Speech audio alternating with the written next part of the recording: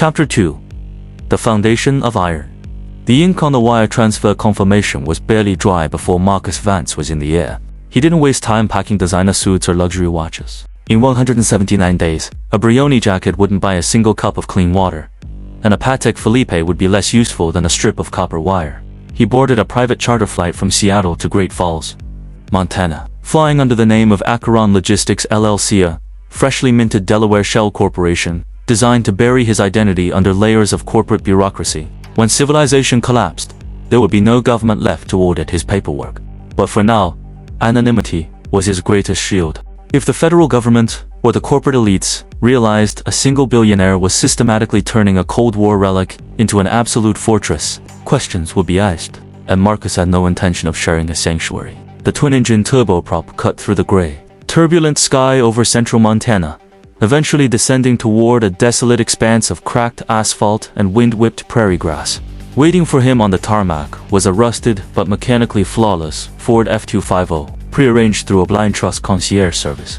Marcus threw his single tactical duffel bag into the passenger seat, cranked the heavy diesel engine, and drove east into the rugged, unforgiving terrain of Fergus County. The drive took nearly 3 hours, transitioning from paved state highways to gravel county roads, and finally to an unmarked, overgrown dirt trail that snaked through a valley of jagged pine trees and sharp limestone cliffs. This was Big Sky Country, a place where neighbors lived miles apart, and privacy was a religion. It was the perfect place to hide an empire. The truck crested a final, wind-swept ridge, revealing a 20-acre plot surrounded by a dilapidated, rusted chain-link fence. To an untrained eye, it looked like a failed ranch or an abandoned gravel quarry.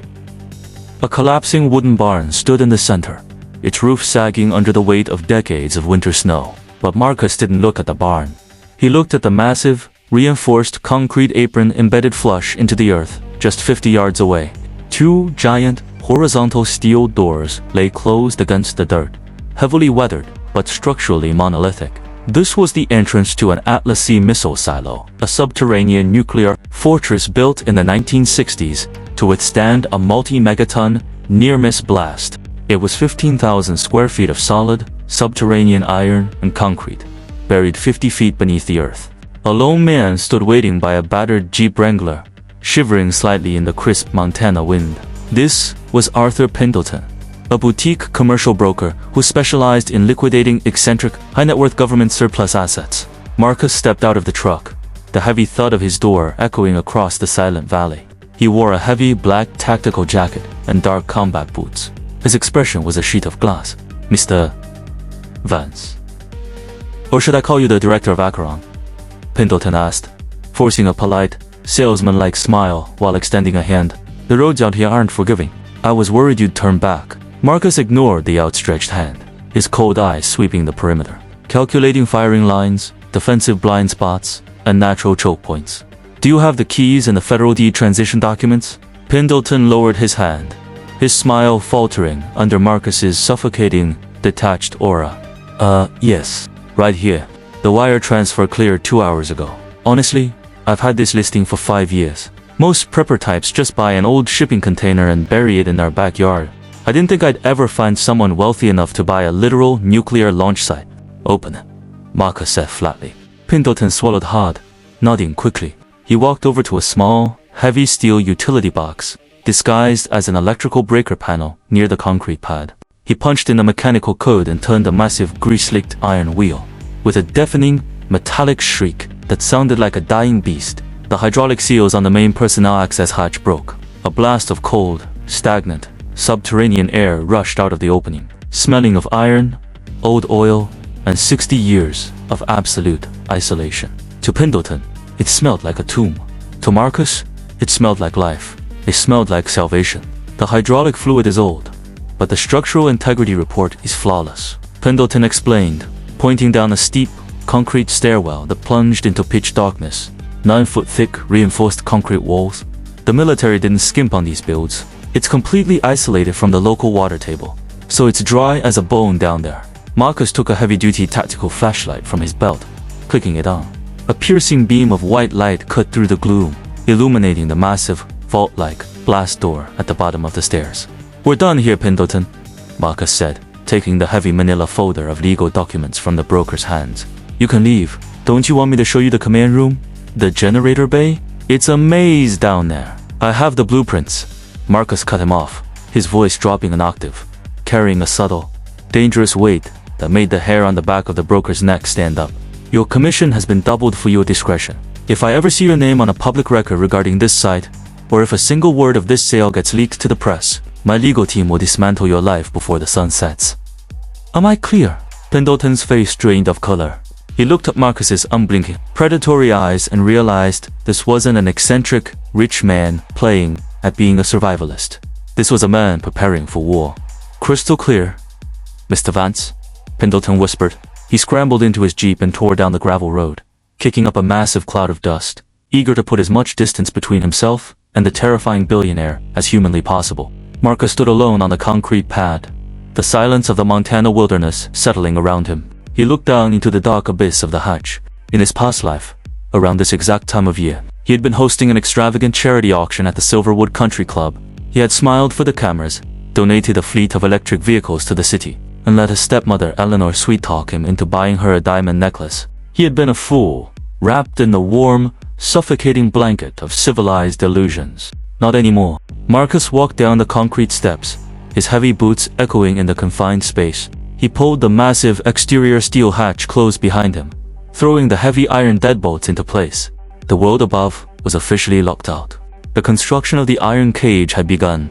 For the next 72 hours, Marcus lived inside the cold iron belly of the silo, sleeping on a cot and eating cold military rations. He didn't feel a shred of discomfort. Compared to the freezing ditch where he had spent his last moments in his previous life, this concrete bunker was a palace. He used a laser mapping drone to create a hyper-precise 3D digital model of every square inch of the structure. He knew every ventilation shaft, every drainage pipe, and every structural seam. Once the data was compiled, Marcus sat at his secure satellite terminal and initiated phase 2 of his plan, the engineering contracts. If Marcus hired a single defense contractor to overhaul the entire bunker, that company would have the blueprints to his castle. They would know where the air filtration system's intake sat, where the primary power lines ran, and where the armory was located. In the post-apocalyptic world, information was the ultimate weapon. Marcus would rather burn his money than hand someone the blueprint to his throat. Therefore, he executed a strategy of absolute, clinical compartmentalization, using 3 different shell corporations registered in 3 different countries. Marcus contacted 3 separate, top-tier engineering and defense firms. Each contract was protected by an ironclad, military-grade non-disclosure agreement with a $50 million penalty clause for any breach of confidentiality. Contract 1. Project Boreas, Air and Water. Marcus contacted Apex Life Support Systems, a specialized German engineering firm that designed air filtration units for deep-sea nuclear submarines and subterranean government bunkers. He met with their lead engineer via an encrypted video call. Marcus's screen was blacked out, his voice modulated. I require a completely closed-loop, positive-pressure air filtration system, Marcus commanded. It must be equipped with industrial-grade HEPA carbon and chemical, biological, radiological, nuclear CBRN filters. It needs to handle particulate matter from heavy volcanic ash, radioactive fallout, and weaponized pathogens. The German engineer blinked in surprise through the screen. Sir, such a system is typically reserved for national command authorities. The cost of manufacturing and shipping a redundant system of that scale to a private commercial site is astronomical. The budget is $10 million, Marcus said coldly.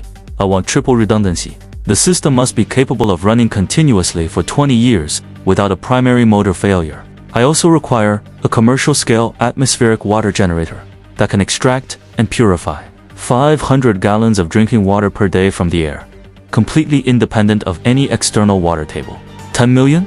The engineer's hesitation vanished instantly, replaced by corporate greed. For that amount, we can customize a submarine-class scrub unit, but we will need the exact dimensions of the installation room. You will receive the dimensions of the Western Quadrant ventilation vault only, Marcus replied. Your technicians will be escorted to the site via a Blackout transport vehicle. They will have access to that specific vault and nothing else. If they step outside the designated workspace, the contract is terminated, and the retention fee is forfeited. Understood, sir. We can begin manufacturing immediately. Contract 2. Project Demeter, the caloric runway. Next, Marcus contacted Vanguard Biotech, a pioneering agricultural engineering firm based out of Israel. famous for designing automated hydroponic and vertical farming matrices for extreme desert environments. Marcus needed a sustainable, high-yield food source that didn't rely on the sun, soil, or external fertilizers. "I have a 5,000 square foot subterranean chamber," Marcus told the project manager. "I want to convert it into a fully automated, multi-tiered vertical farm. I require automated nutrient delivery systems, specialized spectrum LED grow lights, and automated harvesting robotics." "What crops are we prioritizing, sir?" the manager asked. "High protein, high calorie, rapid cycle crops," Marcus listed off from his notes. "Genetically optimized potatoes, dwarf soybeans, kale, and vitamin-rich microgreens. I also want a separate, climate-controlled tissue culture lab for propagating fruit-bearing dwarf trees. The system must be entirely automated, requiring no more than one person to oversee operations via a central interface. An automated vertical farm of that scale will require a massive amount of consistent electrical power." "Sir, do you have a stable grid connection?" Marcus let out a short, phantom laugh. "The grid. Assume the grid does not exist. Your system must be optimized to run on low-voltage DC power loops, compatible with industrial-grade battery storage banks.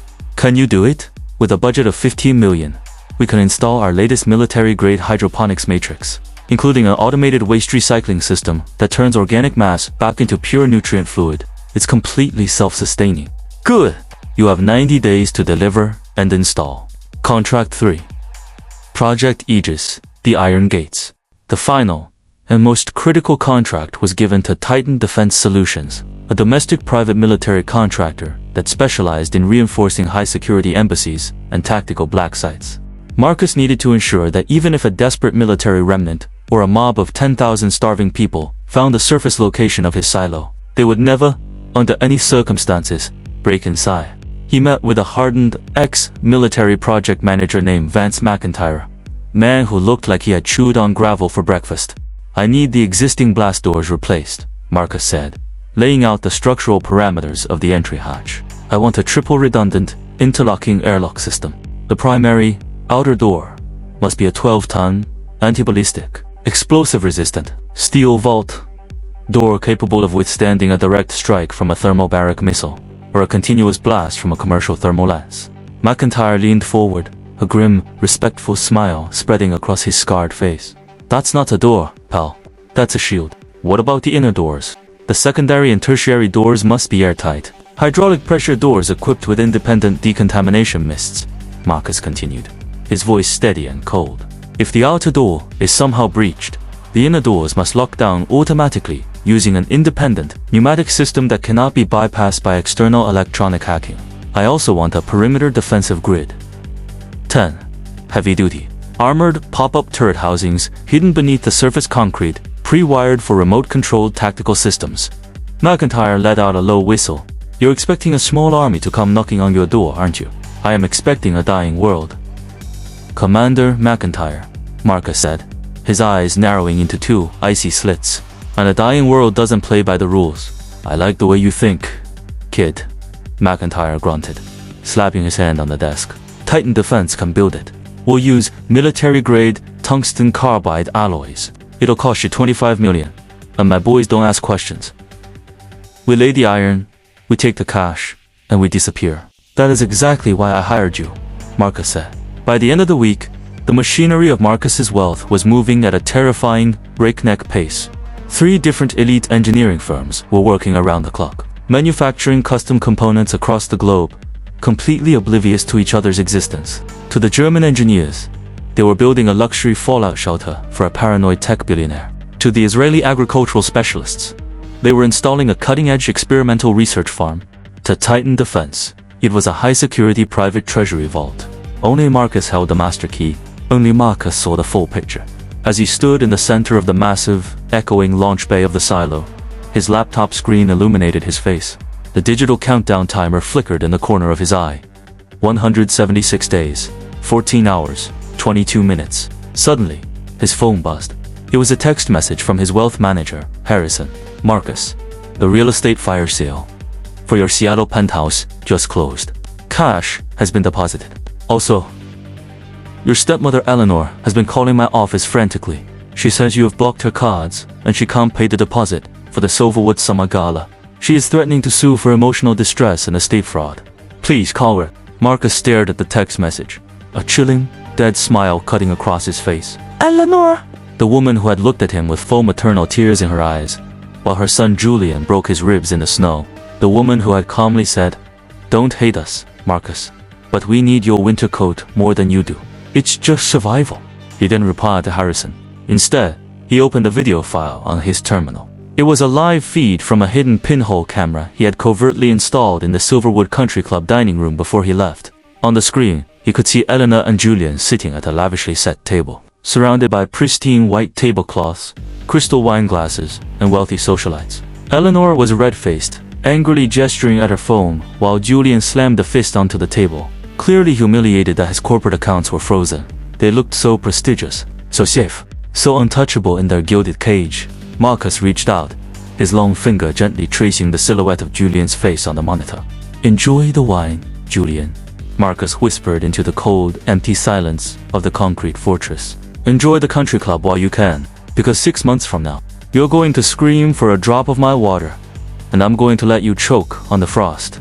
He closed the laptop, plunging the massive underground silo back into a deep, heavy, and absolute darkness. The foundation of iron was set. Next came the harvest.